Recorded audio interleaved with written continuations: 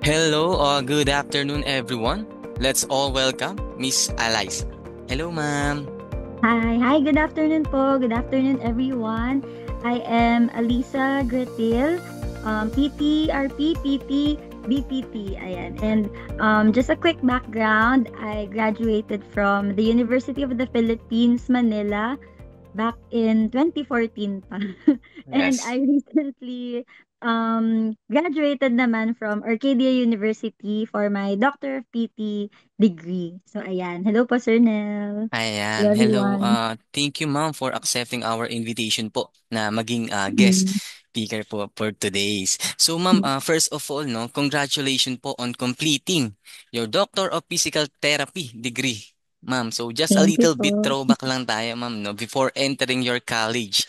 So, was physical therapy truly your first passion, or did you initially have another dream program or career path in mind before discovering it? Hmm. Actually back when I was in high school po, I was really inclined na talaga to join the medics team or to do first aid. So parang feeling ko even before I was really meant for a healthcare profession. So and also nung high school po ako, may TV series, may American TV series, ang title niya ay Grey's Anatomy. So it's about a group of doctors in a hospital. So parang na-inspire ako. So noon, I really wanted to become a doctor. So, I asked my mom and other relatives kung ano magandang pre-med before becoming a doctor. And a lot of them said na mag PT. So I Yeah. took PT. That's why I took physical therapy. But then during my college years, I really fell in love with the profession, no. So parang I I I appreciated na as physical therapists, we interact with patients a lot, with people a lot. So, that's what I love about it. So, when I graduated PT, hindi na po ako nag-proceed into medicine. So, nag-stick na ako as a physical therapist. Ayun Ayan. po. So, doctor pa rin naman, ma'am, no? Doctor of Mm. Physical Therapy. Yan. Mm. So, ma'am, no, working in the US is a dream for many Filipino Mm. PTs, ma'am. So, what specifically made you consider this path in your career and why the US more than the other Mm. countries? Well, ayun nga po, I was really inspired by, watching a lot of Western Mm, series and yes. parang I could really see myself living there, working there, and especially in the US, parang Yes. I saw how good it will be also as a retirement place for my mom, and yun, para Mm, madala ko yung family ko doon. Parang parang sa US kasi endless opportunities, no? So, yes. talagang I started my American journey with Grandison to achieve that dream. Ayan. Ayun So, po. our dream is dream din ng ating family, no? So, hindi lang para Mm, sa atin, kundi para din sa family, ma'am. Yun, ma'am, yes. nabanggit niyo po si Grandison, ma'am, no? Can you share your Mm, experience at the beginning of your journey as a Grandison scholar? So, before signing with mm, Grandison, was there any agency that offered you an opportunity abroad? And why Grandison? mm. Okay. So, nung gumraduate po ako, nung 2014 pa, I was already asked by other agencies.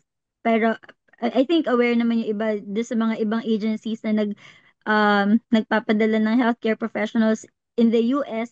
Pero ayun, I was not really ready back then. So, ayun, I proceeded na lang with working locally, and also I worked in Bahrain for a Mm. couple of years. Ayan, pre-pandemic naman siya. So, Oh, sakto before the pandemic started, before all the lockdowns and before shutting the borders, I was able to go home here in the Philippines. So that was 2019.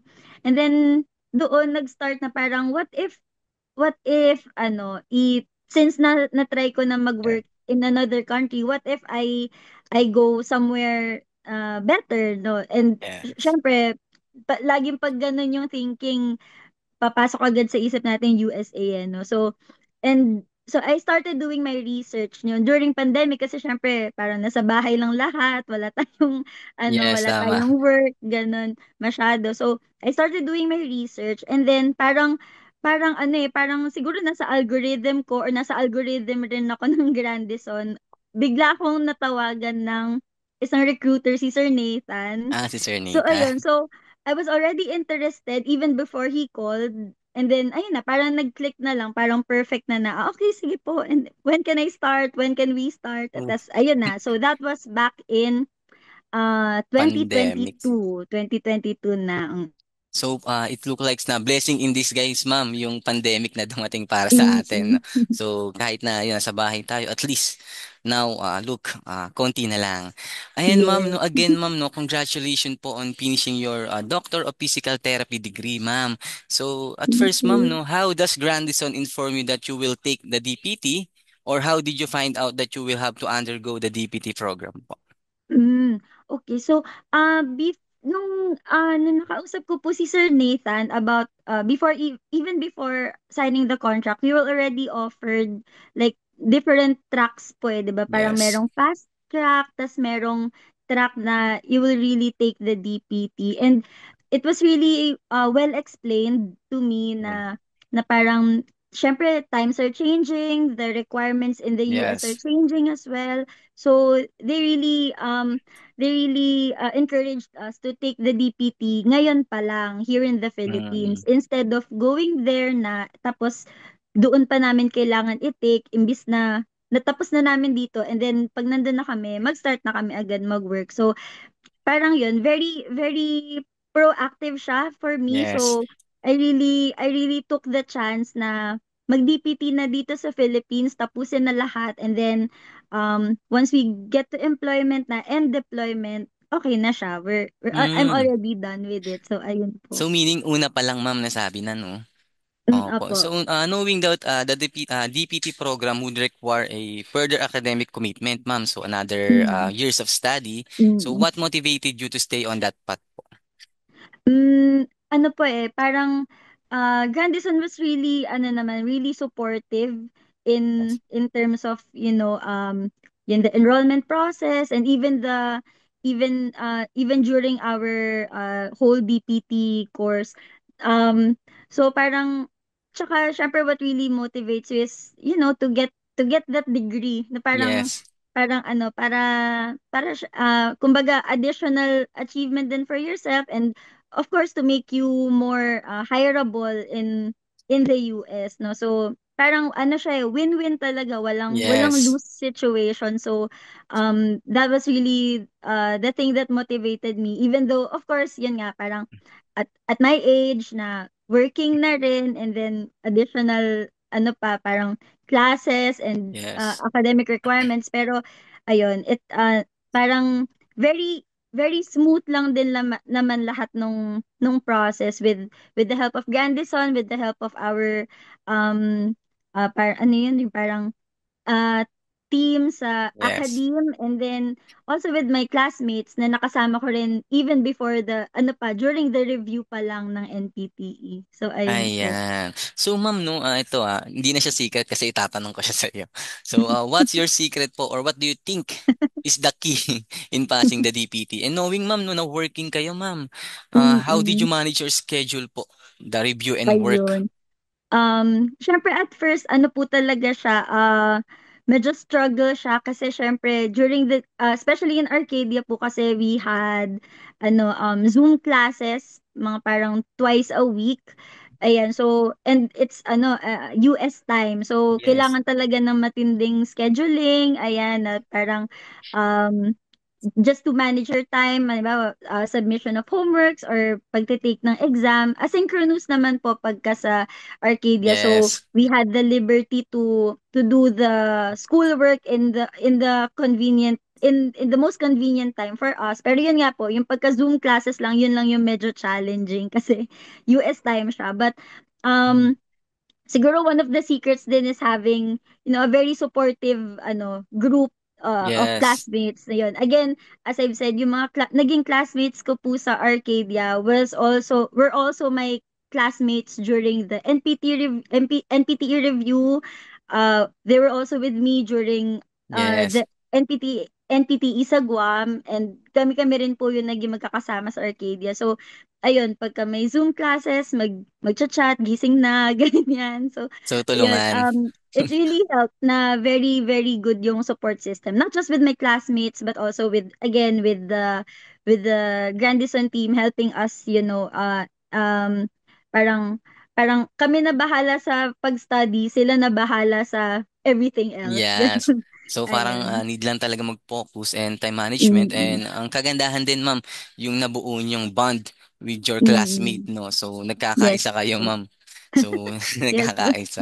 So ma'am, no, nabanggit natin yung mga recruitment, deployment. So gusto ko lang din Mm. itanong ma'am, no, how's the support from recruitment to deployment, and how's your experience po of being a grand distance scholar?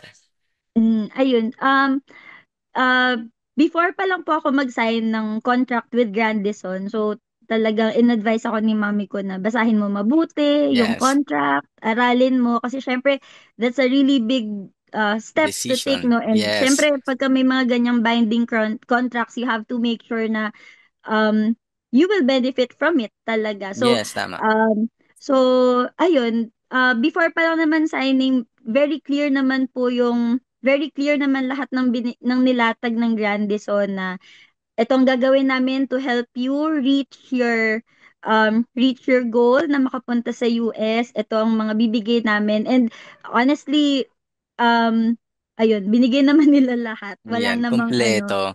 kung wala So, na, oo. So need parang lang, from start to finish, you'll really be well supported, well guided, and syempre, hindi naman natin isa sa pinakamalaking chunk ng process na 'to ay yung financial aspect nga because it's not cheap, 'no? yes. But then, if you commit to Grandison and, you do your part, they will also commit to you and support you financially to help you get there. Ayun po. So, ayun. So, Yeah. very, very, very beneficial siya for me. Especially, halimbawa, if you're not from like a family na talagang may malaking pera na malalabas instantly, Yes. halimbawa, to take your NPTE, to go to Guam or Hawaii or enroll in a DPT course, no? So, Grandison really helped a lot po. Ayan, tama Ayun. ma'am, no, not all are capable po talaga when it comes talaga sa Mm. financial, but with the help of Grandison, ayan, at least konti na lang talaga ma'am. Yes, So onti ma'am, na no, lang po. konting-konti na lang. So ma'am, no, now that you've finished the DPT ma'am, so what's Mm. next for you ma'am? Is there anything excites you right now in terms of becoming a PT in the Mm. USA? Ayun, yun nga pa. As you've said, Sir Nel, onti na lang, Konti na lang. onti na lang talaga, grabe. So yun, as of now, nandun pa kasi kami sa track na um, lumabas na yung re-evaluation for our parang credentialing status. So, after graduating from Arcadia, we are now just taking our subject deficiencies kasi yun nga pa, di ba, from different schools, iba-iba yung curriculum na hindi siya Yes. masyadong match sa US. So, as of now, we're just completing those subjects in PRI and all fu. And then, ayun, yun nga po. As you said, onti na lang. Konting-konti na Sana lang. after that process, ayan, ano na, I mean, ongoing naman na po yung visa processing, but just of course, pagka okay na yung credentialing and then, yung employment na and deployment, ayun po. Ayun, excited Ayan, na ako. excited na. So, Yeah. ma'am, any advice, ma'am, would you give po to aspiring Filipino PTs who dream of working in other countries like US, ma'am? And Mm. advice din po to your fellow PT na interested po na pursuing a career in the US but are hesitant or fearful about taking the DPT. Hmm, okay. So, ayun nga po, parang working in the US po, to be able to work in the US po, syempre, we need to be at their level, no? And as of now, we need to admit po kasi na the Philippine curriculum is still not on that level. So we need to Yes. take steps to to make ourselves capable of being at their level before we get employed there. So ang advice ko lang sa mga Filipino PTs natin, PTRPs natin na would also want to work in the not just work in the US but live there and build a life in a different country. Parang ang pinakaimportante po kasi talaga ay commitment. Kasi Yes. it's not a short process. It's not a quick process. It parang it will take some time, no? Pero once you're committed, once you really trust the team, you trust the agency, they will really help you. They will really bring you there. So, yun lang po, commitment, starting pa lang sa NPTE review, sa pagpasa ng NPTE, and of course, pag-take ng DPT, and all the other subject deficiencies that you may have. Ayun, para siyang very, very grueling process, pero it will become smooth kapagka may commitment, pagka talagang yung desire mo to go there is really strong. Kasi ibig sabihin, you will do everything you can to help yourself and to help Yes. the agency help you as well. Ayun po. So, Ayan. commitment talaga. Commitment talaga. Then, Mm-mm. cooperation din, no? Since andyan na rin naman Mm-mm. yung support system, need na lang din natin ang cooperation with them. Tama yung mga sinabi ni Yes. ma'am. So, ma'am, no, looking back at your experience, no? Since 2014 pa kayo nakapag-Bahrain na kayo, Mm-mm. ibang bansa na rin. So, would you recommend po ba Grandison Therapy Scholarship Program to other Filipino PTs?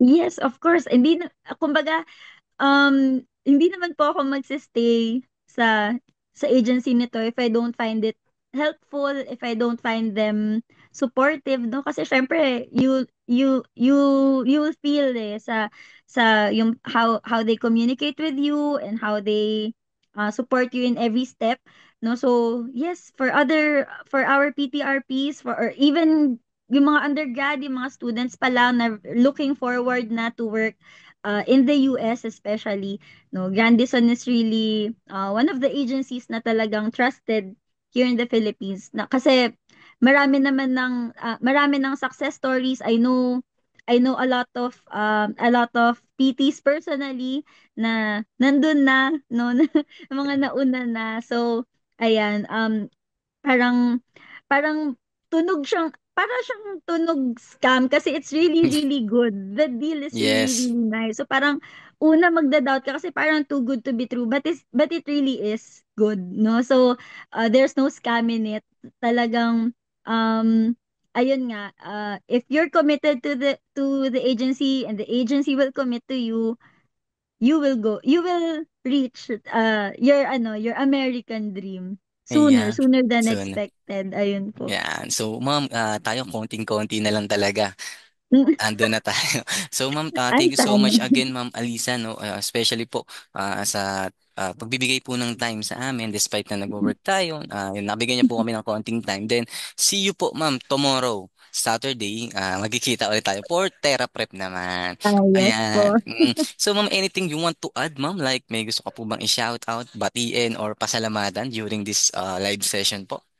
Ay, yeah, thank you Sir Nel for inviting me Yes. muna sa lahat. And also since I'm working under GH Premier Review, so that is the partner review center for NPTE and PTLE na ating agency. So I just want to shout out yung NPTE team, yung academe natin, with our department head Ma'am Jam, Sir Vincent, and the other student advisors like me. Ayan, so, ayun, onti na lang talaga. Yan, konti na lang. Onti-onti na lang talaga. And Ay, we're all really excited to meet new students, lalo na yung mga bagong enrollees natin for our NPTE review in our upcoming cycle. So, ayan. ayan. Yun. Yun lang Ayan. po. Thank Yun you po. po. Thank you so much po, Ma'am Alisa, no? So, ayan. So, coming from Ma'am Alisa yung mga answers ng mga questions natin. And I hope, Ma'am, na next year or as soon as possible, once na nag-interview ulit tayong dalawa, nasa US ka na. Ay, yes po. Gusto Ayan. ko yan. Thank Sige you, po. Ma'am. Thank you so Thank much you po. po. Thank you, Sir. Thank you, everyone. Salamat po.